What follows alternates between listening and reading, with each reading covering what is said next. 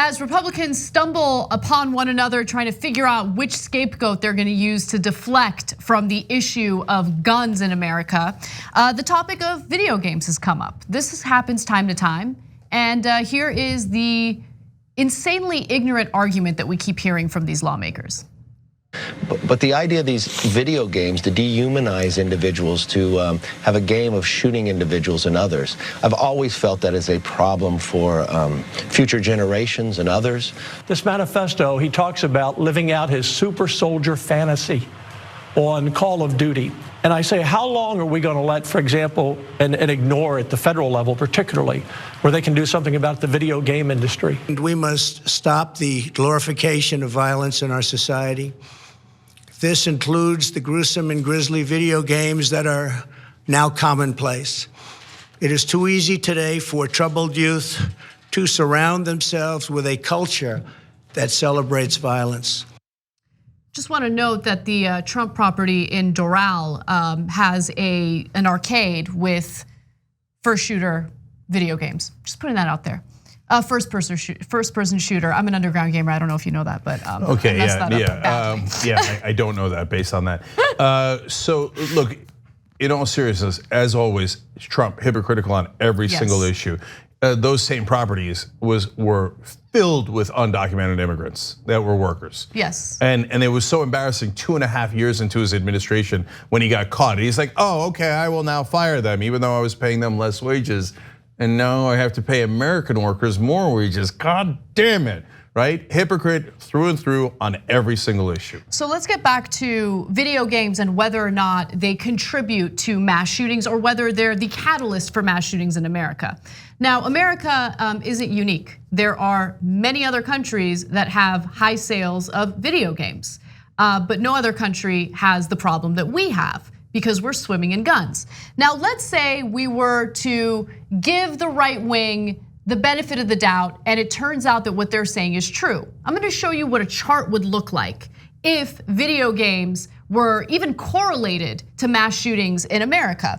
If you look at this chart, you'll see, first of all, America right there in the middle, at the very top, United States. That indicates, how far ahead we are in the number of mass shootings compared to all those other countries, including many European countries who also have high sales of video games, right?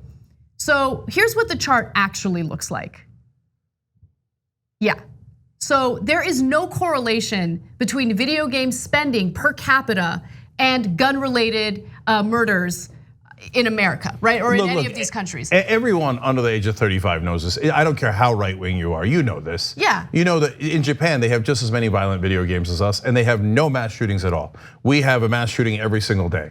Really, does it take a rocket scientist to figure out, even if you didn't see that data collected from all those different countries, to know that it ain't the video games?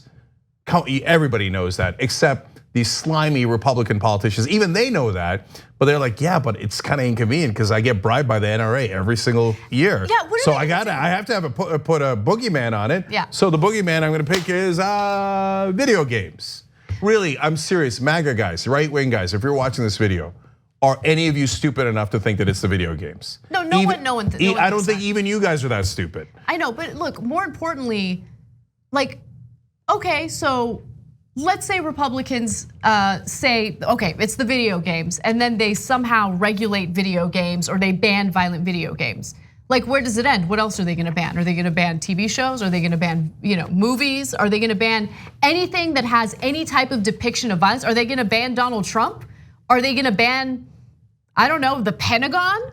Are they gonna ban war hawks like Lindsey Graham, who salivates at the thought of doing a nuclear attack on North Korea? Are they gonna get rid of all these things, all these people? Come on. By the way, so let me give you this report from the Washington Post. This was back in 2012, because as you can imagine, this comes up over and over again because mass shootings happen in America over and over again.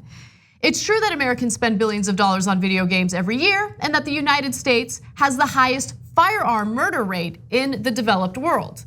But other countries where video games are popular have much lower firearm-related murder rates. In fact, countries where video game consumption is highest tend to be some of the safest in the world, likely a product of the fact that developed or rich countries where consumers can afford expensive games have on average much less violent crime. Except America. Except America, because we're swimming in guns. And also, I mean, look, I think that there are so many factors, right? But regardless of how many societal ills you're dealing with, what kills people is the easy access to these guns, or easy access to weapons that have high capacity magazines, which is why in Dayton, Ohio, the cops can stop the shooter within 30 seconds, but the shooter has already killed 9 people and injured dozens more. Yeah, so look guys, we're intellectually honest. So we thought it was stupid when the Democrats had this issue, and they did. Back in 1994, Joe Lieberman started talking about this. Is that surprising? Has Joe Lieberman ever been right on a single issue? Okay, so that's Lieberman. And then guess who got into the act in the early 2000s? Hillary Clinton. And she talked about how video games were violent and leading to violence, totally wrong. And then the last Democratic politician to do a big push against video games was Joe Biden. Okay, we're not making this stuff up. It is history. Those are the 3 leading Democrats that were against video games. And we don't agree with the Republicans. We agree more with we're progressives. And we're happy to call those guys out. They were all totally wrong. And by the way, studies have been done since those different congressional hearings, et cetera. And every one of them, even not comparing us to other countries within America, says it does not lead to violence. Every single study shows it does not lead to violence. So the Democrats finally stopped saying it. The last guy standing was Joe Biden with that position. I don't know if he still has it because he likes to keep positions for 40 years that don't make any sense. Okay, but the Republicans have now all flipped. They're like, oh, I need something. I can't. We just do, not guns, not guns. So bunnies, kittens, rainbows, video games. Screw it. Let's go with video games. It doesn't matter. Nothing we say is based on fact anyway, right? So Republican voters out there, Republican supporters out there, are you willing to be intellectually honest and say, yes, the politicians you just saw are obvious jackasses and they're lying on purpose? Are you willing to say that? 9 out of 10 times, no, my side. No, I don't care about facts, my side. Bleh. On the go? Don't worry, we got you covered. You can still listen to TYT at our new podcast network. Find us on Apple Podcasts, the Google Play Store, or at tyt.com/podcast.